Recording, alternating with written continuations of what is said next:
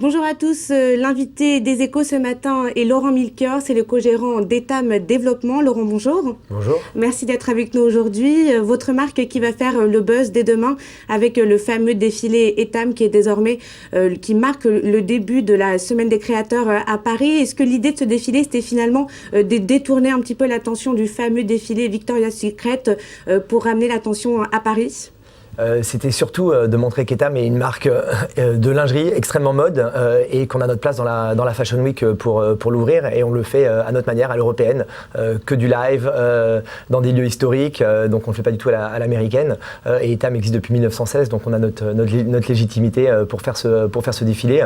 Évidemment, ça ressemble à la marque américaine que vous avez citée par certains aspects, mais par bien des aspects, on est très différent de ce qu'ils font. Et ça reste aujourd'hui le défilé Victoria's Secret, le plus grand défilé du monde. Je considère qu'on est peut-être le deuxième aujourd'hui, mais on le fait avec notre propre personnalité. Ça, c'est un point qui est extrêmement important pour les marques aujourd'hui. Quelle est l'ambiance sur la semaine des créateurs à Paris cette année? Qu'est-ce qu'il faut retenir? Quels sont les grands thèmes à surveiller? Les grands thèmes, tout le monde va regarder Saint-Laurent comme depuis deux saisons. On parle beaucoup de Valentino, mais ce que nous, on s'inscrit vraiment dans la Fashion Week, à l'ouverture de la Fashion Week. Donc on n'est pas dans le calendrier de la Fashion Week parce que les marques créateurs vont proposer des marques à leurs clients, alors que nous, et qui sont des grossistes, et nous, on va vraiment montrer sur le défilé les produits qui se vendent en ce moment en magasin.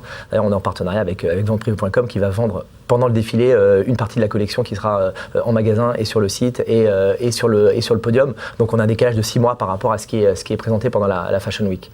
Alors vous l'avez mentionné, Etam est une marque qui existe depuis 1916. Aujourd'hui, dans le groupe, vous avez 3 enseignes, Etam, 1, 2, 3, Undies. Vous avez publié des résultats il y a un mois. Ils sont finalement sans surprise, c'est-à-dire qu'on a une légère progression en Europe, on va dire en 2013, ainsi qu'un déclin toujours sur le marché chinois. C'était ce à quoi vous attendiez?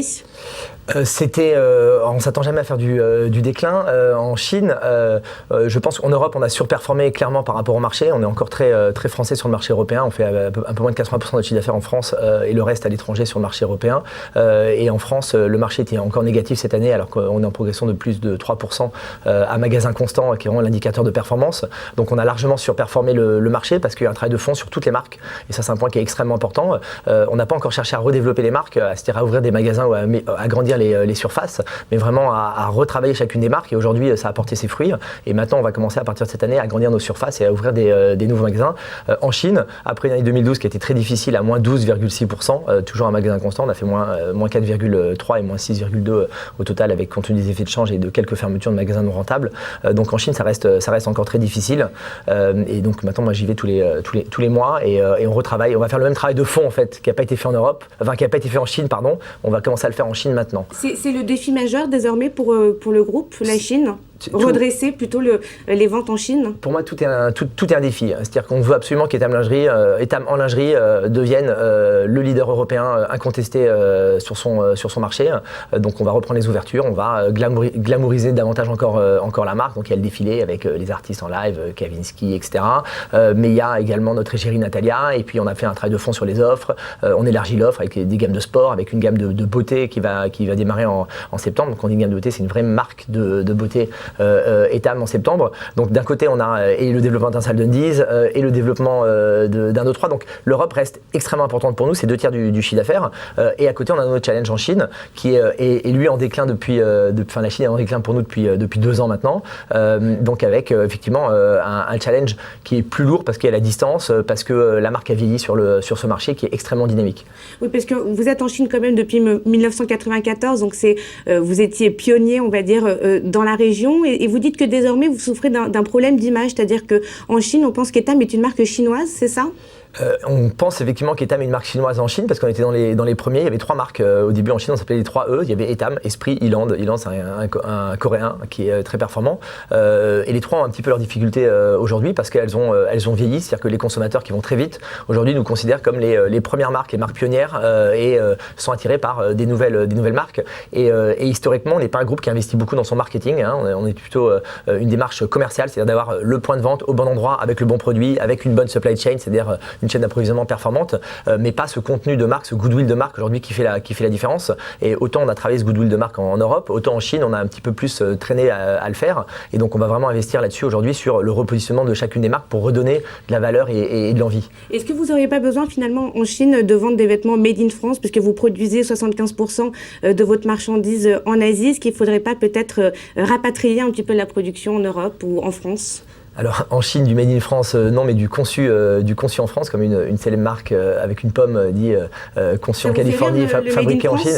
Non, ça me fait pas rire. Le Made in France, on a un positionnement prix aujourd'hui. Nos consommatrices, malheureusement, sont pas prêtes à acheter du Made in France parce que le coût serait évidemment largement supérieur.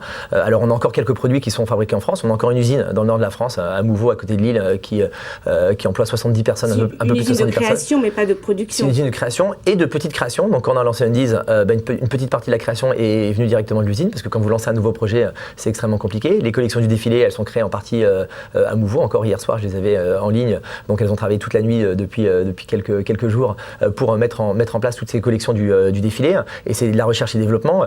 Maintenant, on a quelques produits. On a des mules en lingerie qui sont fabriqués dans le Périgord. Donc on a encore quelques produits vraiment made in France avec des partenaires historiques.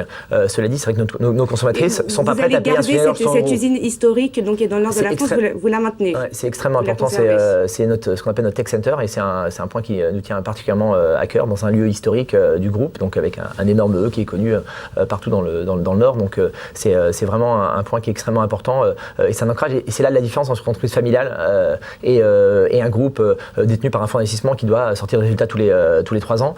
L'investissement qu'on fait dans cette tech center, c'est pour le long terme, et c'est un vrai savoir-faire qui fait notre différence. Une dernière question, justement, vous avez mentionné que Etam est une entreprise familiale. Vous détenez aujourd'hui, je crois, entre 80 et 85% du capital. Est-ce que vous allez continuer à faire sortir les autres actionnaires?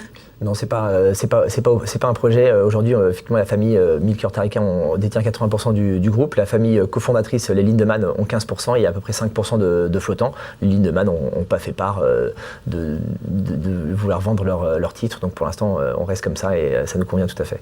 Merci beaucoup, Laurent Milker. Merci. À bientôt. À bientôt.